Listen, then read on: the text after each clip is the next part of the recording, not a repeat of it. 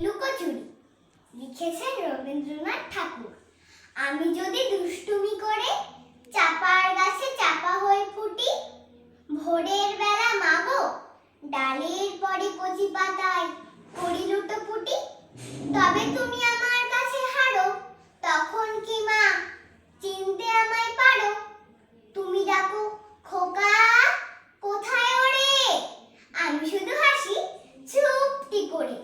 যখন তুমি থাকবে যে কাজ নিয়ে, সবই আমি দেখব নয়ন মেলে।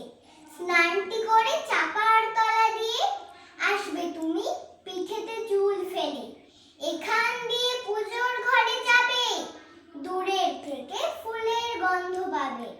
তখন তুমি বুঝতে পারবে না সে তোমার খোকার গায়ের গন্ধ আসে। দুপুর বেলা মহাভারত হাতে বসবে তুমি সবার খাওয়া হলে। গাছের ছায়া ঘরের জানালাতে পড়বে এসে তোমার পিঠে কোলে। আমি আমার ছোট্ট ছায়াখানি দোলাবো তোর বইয়ের পরে আনি।